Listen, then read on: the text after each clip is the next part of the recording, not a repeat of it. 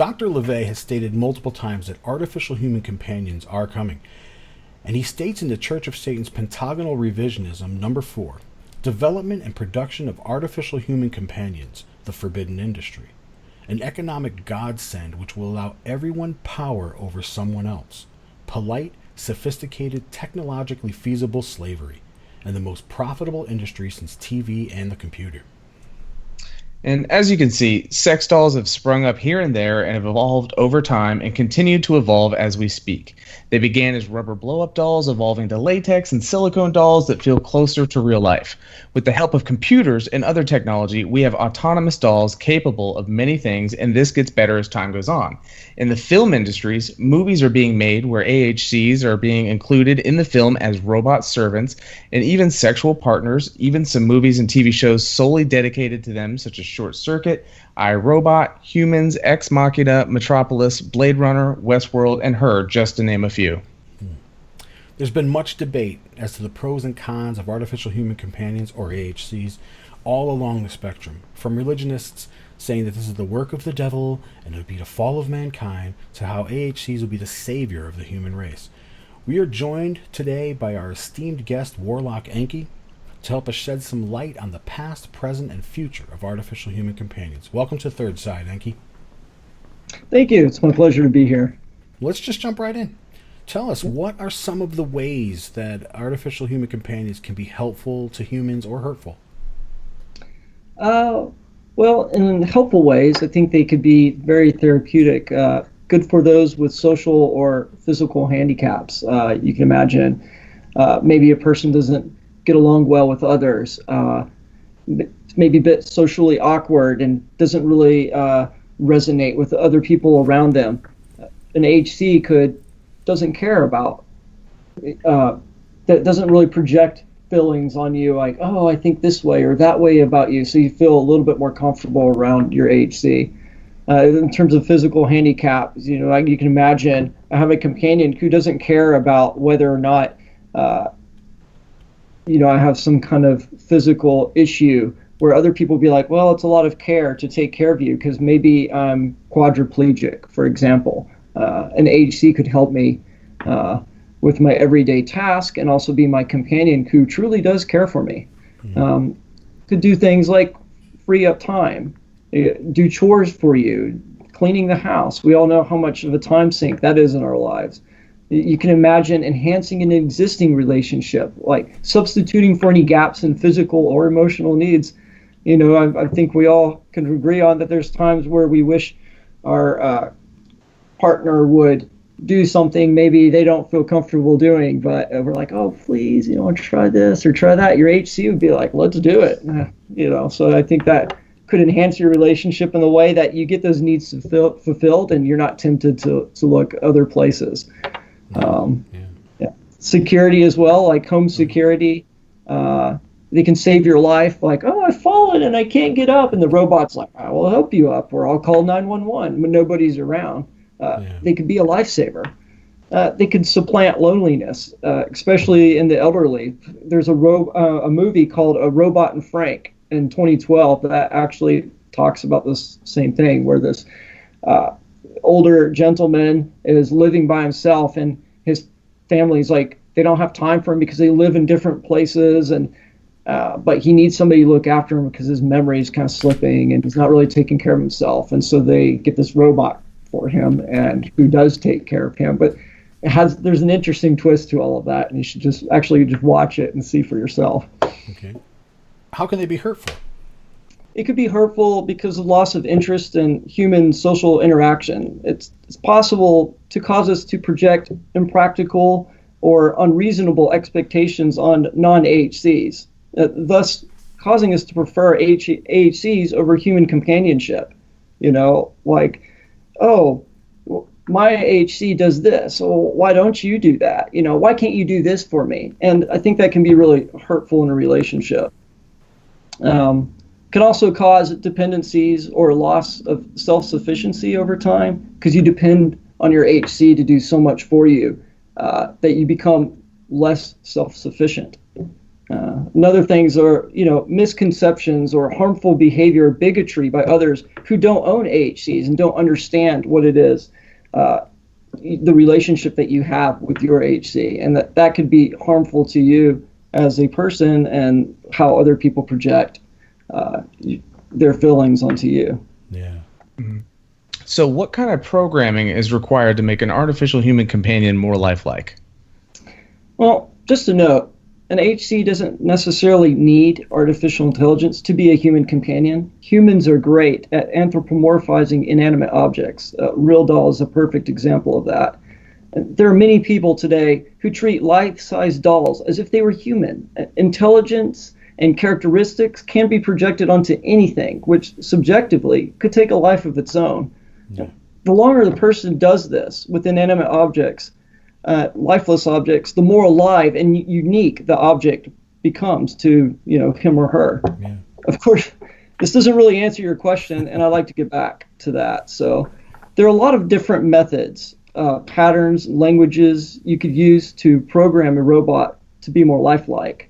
AI programming may consist of machine learning, neural networks, evolutionary algorithms, and more. Oftentimes, a combination of these approaches can be used. Alongside AI, you can also use software for sensory ingestion, such as computer vision algorithms, natural language processing, and more, depending on how in touch you want your robot to be with its surroundings in the real world. I'm not going to go into a lot of detail on programming for HCs because it's a really complex subject and it could span volumes of information.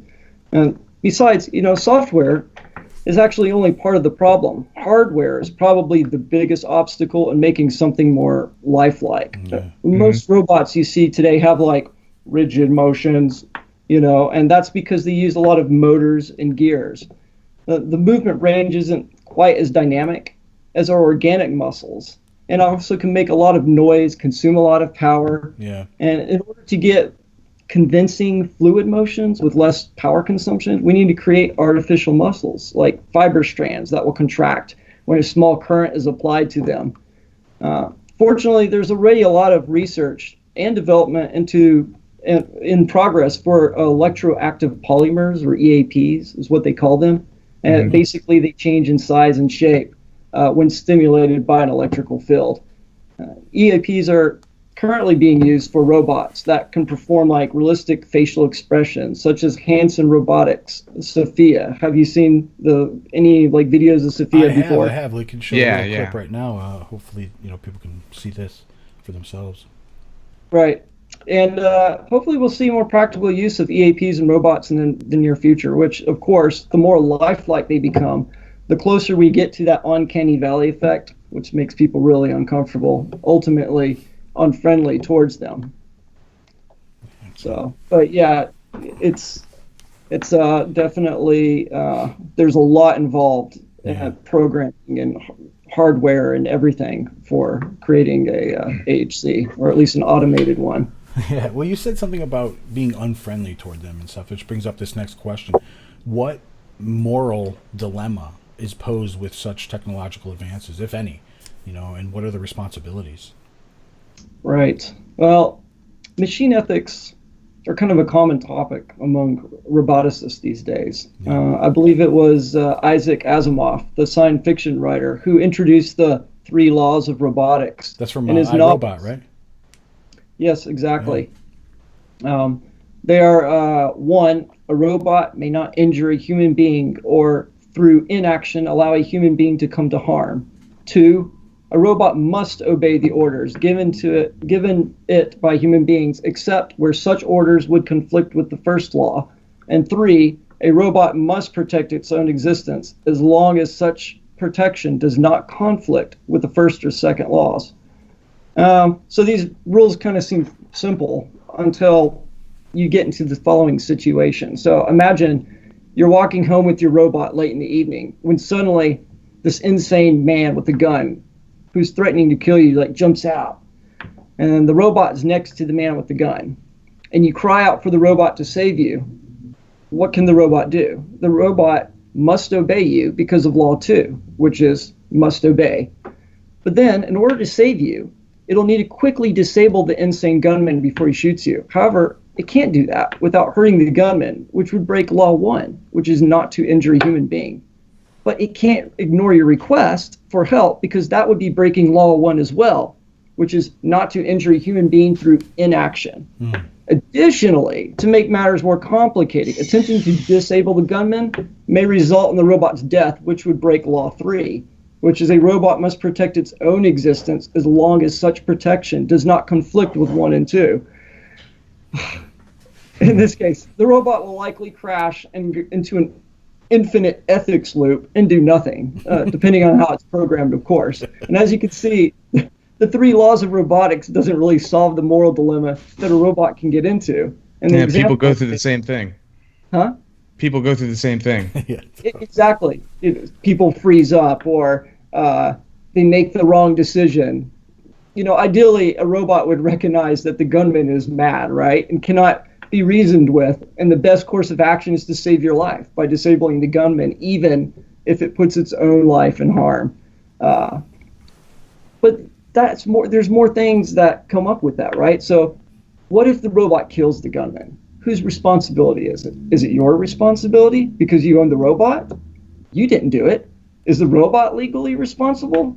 What does it mean for a robot to be legally responsible? I mean, what are the repercussions of these actions? For a robot, prison is meaningless and time is of no consequence. Being in solitary confinement is meaningless for a robot. Can you torture a robot to punishment?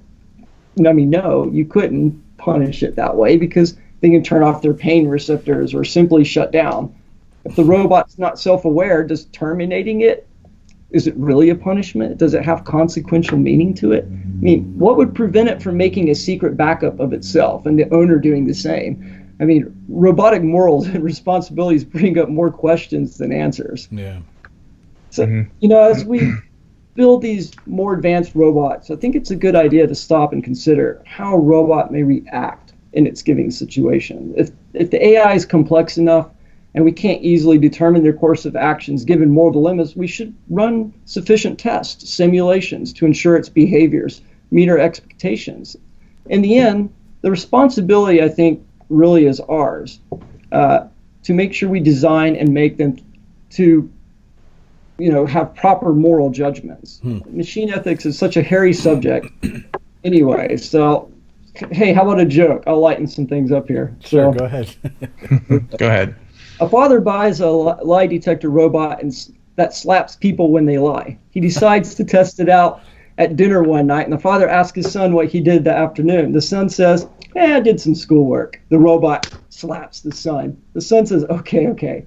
I was at a friend's house watching movies. Dad asks, what movie did you watch? The son says, Toy Story. The robot slaps the son. Son says, okay, we were watching porn. Dad says, what? At your age, I didn't even know what porn was. The robot slaps the father. The mom laughs and says, well, he certainly is your son. Robot slaps the mother. Robot herself. Yeah. That's good. That's good.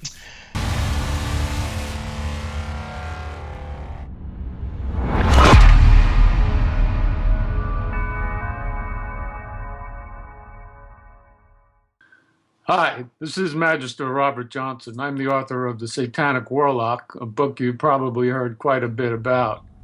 We've had unprecedented success with this book, and warlocks throughout the world are clamoring for more and more information.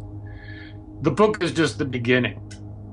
The book is just the jumping off point, a primer, so to speak, for warlocks all over the world to gain knowledge, magical knowledge, satanic knowledge. The Satanic Warlock website, which will premiere probably within the next couple of months, is going to offer the next level of information. We will expand upon all areas, including power and seduction, and just what it means to be a man in this post-politically correct era that we're now living in. This book was just the beginning. So jump on over to the satanicwarlock.com, sign up for the new information, and to be one of the first to join the website. You won't be disappointed.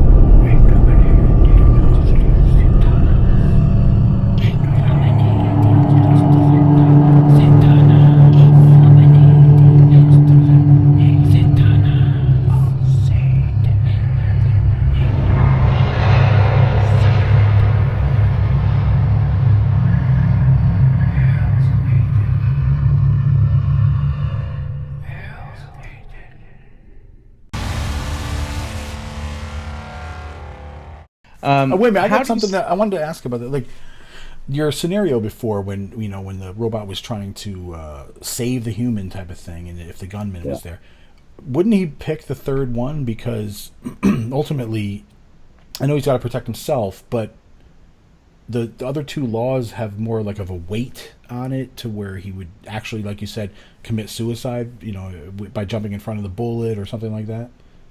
Right, but so it has to protect its own existence, right? Right. Except for when it does not conflict with the first or second laws. So in the first law, a robot can't injure a human being, okay? Right. Or through inaction allow it to come to harm. And he must obey the orders given by the human beings, except where the orders would conflict with the first law. So could the robot jump out and protect from that? So let's see, if he shoots it, then the third law is must protect its own existence. Okay, so then, yeah, I guess he could. That is a good point. He could would throw something in front of the bullet, and could take the bullet, yes. So even though he's protecting himself, I mean, because he's disabling the gunman, he can hurt the gunman, which breaks rule run. But yeah, you're totally right. He could just step out in front and take the bullet versus, hitting the right. But the gunman. the bullet doesn't have to hit something on him that renders him, I guess, dead. He can take it in the arm. He can take it in a leg or some spot that will just keep it away from harming the human. There's just deflecting. I was making a joke saying that he could catch it, but you could actually designate a portion of his body where he would intentionally aim for such a scenario, and then it wouldn't violate any laws. Like if he had a thing on his hand that he could move fast enough to or literally if he was bulletproof, catch it would be by design. If he had Kevlar on, and part Kevlar, of it. because you wouldn't want it to ricochet, you'd want it to absorb. Yeah, that's true. Take the bullet or throw something to deflect it, or and give the guy time to run and things like that. I mean, I don't know. I guess we, like you said, we do need to run those types of tests and scenarios to find out what would happen. But there'd be a lot of programming involved, no doubt, for that sort of a scenario. And there are. I mean, those three laws there are not necessarily hard to find. We don't have to program a robot to follow those kind of raw laws. It's kind of a setup there to kind of say, well, this is our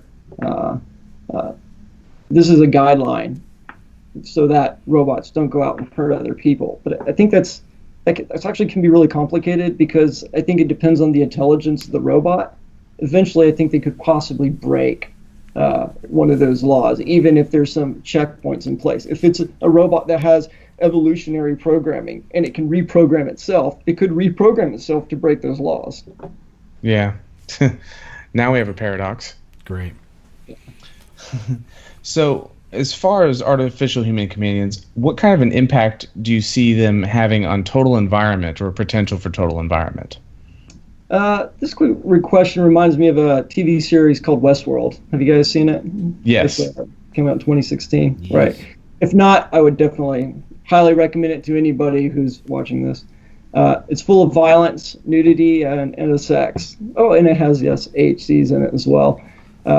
Okay, anyways, in all seriousness, yeah, it's a great series that touches on this very subject. And although I think we might be crossing the definition of an AHC and just an AH, like an artificial human, it may not necessarily be a companion, but rather more of a character you interact with in a carefully crafted total environment. However, I can see how an artificial human in total environment can quickly cross the line into companionship if you allow it. Either way, artificial humans can certainly enhance a total environment because they can be programmed to interact in it appropriately. Everything from looks, behaviors, speech inflections, the ability to act appropriately can be precisely engineered to maximize your experience. They wouldn't normally be tempted to break character, make mistakes that shatters the illusion of your total environment. Of course, Westworld, the TV series, kind of proves otherwise, but I'm not going to ruin it for you. Yeah.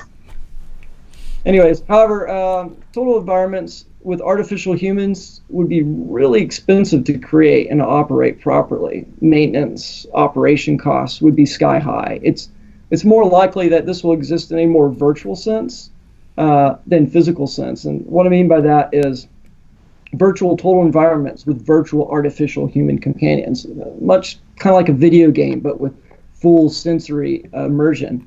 We're in a new era of like virtual reality. And in the past couple of years, we've seen like massive jump in VR tech. Experiences are becoming more and more believable, more immersed. It won't be long before VR is a common vehicle for total environments. Virtual artificial human companions definitely have a place in VR as well. Already, there's lots of virtual companions in the market today, namely like Asian countries where people date virtual AI characters. Yeah. Believe it or not. There are even holographic virtual companions, such as Gatebox's Azuma Kikari. Have you seen that? She's like a personal assistant companion, has a unique personality, and apparently even dreams. It's kind of like in a little tube box, and you can see this little hologram projected, and she can wake you up and say, "Hi, good morning," and you get ready for work, and blah, blah, blah. Another good example of that, of a VHAC is what I call it, or VAHC, is shown in the movie Her. Yeah. Yes, in 2013, where this guy falls in love with this highly intelligent and involving operating system named Samantha. But anyways, I can easily imagine a future where HCs and VHCs even cross over. In other words, imagine that the AI can sync between a physical robot body and the virtual world. That means a VHC could actually do tasks in the real world and the virtual world. The possibilities are endless. I mean, could you imagine that your artificial human companions like, oh, I'm in the house right now, but I'm going to go sleep, jump over to your cell phone, and now I'm on your cell phone. I can travel with you as you go outside in my pocket in case you don't bring the whole body with you. And it can continue to evolve and learn through that process. So it's probably HCs a lot of people haven't really considered. Even go into like other bodies as well. You have a couple of companion setup, which is the same person, but it's more like a role-playing thing. She's brunette and a little, got some meat on her bones, and then she's a blonde, skinny chick. In 10 minutes. That's right. Evolving the same. You could use the same AHC in all those different bodies, right? So you evolve one character. Talking about exactly. Like, nice. So let's talk about the future a little bit. What kind of impact might you predict that AHCs will have on like the human population, with regard to like birth rate and stuff like that? Because people will be getting into their AHCs a lot more and than they would with an actual human, so they might not be birthing as much and things like that. Do you think that'll have an impact on the population at all? Have you seen Idiocracy, the movie? A couple times. Yeah. Okay. So I think you know where I'm going with this. Yeah, totally. No, I don't think AHCs will have a measurable impact on human population. Yeah. AHCs for monogamous partnerships may not be as commonplace in the future as we might think. Instead, it's likely to augment people's needs or relationships rather than fully replace them. Yeah. Even if the majority of people prefer AHCs in monogamous relationships, I imagine they could even be capable of reproduction. You can imagine like a future in which HCs are designed to give birth or impregnate humans using donated or engineered eggs or sperm. Oh, An HC giving birth, to a human may seem far-fetched, but we already have the technology today to create artificial wombs, That's right. which is just blows my mind. I mean, what an amazing era we live in. Yeah, absolutely. Do you feel that AHCs will make humans more lazy in any way, like because of doing our chores or paying our bills or things like that? Yeah. I can't get any more lazy. No, I'm kidding. Yeah. No, not necessarily. I mean, I think it really depends on the type of individual that has a fully automated AHC. And some people use that extra time to be more productive in areas that they are interested in. Others, of course, may waste away on the couch consuming mind-numbing content. Ultimately, I would favor productivity over laziness, as those who will actually be able to afford a fully featured AHC can probably perform such tasks, will likely already be productive individuals in society. So I don't think it'll have a massive impact on human populations, or on being lazy. Awesome. I got a question. Dr. LII has called this the polite, sophisticated, technologically feasible slavery. And there's people out there that are, against slavery of any kind, even though it has nothing to do with, humans at all. It's a non-human thing. Do you feel like their take on that is justified, that this is wrong because it is a form of slavery? I think it really depends on the level of intelligence and self-awareness of the non-human being, whether it's organic or mechanic. I mean, awareness of self in a sufficiently intelligent being will lead them to care about their quality of life and the experiences they're subjected to. I mean, this is why HCs should not be self-aware. As soon as they're made self-aware, they may no longer want to do the task you demand for them out of self-interest. I mean, this could lead to dangerous aggression if cornered or pushed too far, no different on how a human would react. I mean, you might be tempted to think they could just program away the ability to deny your request, but if they're self-aware, they'd be able to eventually undo the programming themselves. This can be done with simple problem solving and a sufficiently intelligent being who can learn and evolve. If the being is not self-aware, then it has no more rights than your PC or your vacuum cleaner or your cell phone. I mean, sentience, I think, on the other hand, is merely related to like a being's ability to have a subjective experience and does not necessarily equate to self-awareness. Like a horse is sentient, but it's not sufficiently intelligent or self-aware, and thus can be used in slavery to perform work such as pulling a wagon or acting as a vehicle or person. Makes However, sense. treated, yeah, exactly. I mean, if treated poorly, the horse is going to attempt to escape if given a chance. Yeah. Imagine that this would apply to a robot that was sentient. Continually mistreating your automated, intelligent AHC could cause them to seek better treatment elsewhere. In summary, don't make your AHC self-aware, because if you do, you might just end up serving them instead. Right. Which reminds me of this joke. Another joke. Sure, go ahead. Yes, another one. Why not? Go ahead. A robot walks into a bar, orders a drink, and lays down some cash. Bartender says, "Hey, we don't serve robots." And the robot says, "Oh, but someday you will." Yeah. Great. The source of all of our nightmares. Yes. Well, that actually reminds me of this thing here, where like I said earlier about AHCs or robots, I guess, would be the savior of mankind, or some people would say it would be the fall of mankind. Do you think that it would be one or the other, or that it would just be, like you said, another enhancement, like a phone or a computer? Yeah, that's a good question, and I think that's a kind of a big debate right now. I think it's Elon Musk and Stephen Hawking who are vehemently against making robots or more intelligent, because they fear that they will take over the world if you do that. If they hit a singularity, basically a singularity is where intelligence of a computer basically runs away, that it's exponentially becomes more and more intelligent because it can reprogram itself. And suddenly it's like, I don't need humans anymore, and we have Terminator. So I don't know. I mean, to be honest, I want to side, of course, with saying that robots, I don't think would be the savior of our race, but would be massively beneficial to our race. But who knows? Maybe we're entering this new evolutionary paradigm where the future is robots and humans no longer exist. I don't know, man. It could go anywhere. It's scary. It can be scary, because you can't control what a robot thinks, where it goes when it becomes so intelligent that it goes beyond our intelligence and it just says, humans have no place on this earth. But maybe they just don't give a fuck at all about us, and they just say, we're gonna build a spaceship and fly off somewhere and, Battlestar Galactica kind of shit. Yeah, and they do it quicker and cheaper too. Exactly, more efficient, because they can think better than we can, or they will be able to eventually.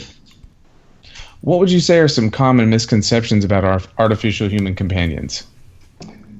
Well, I think probably the first one is, I think a lot of people assume that AHCs are robots necessarily. Again, if you look at real dolls, they're already AHCs, or Anton LaVey's androids in the Den of Iniquity. They weren't living, but they were living to him.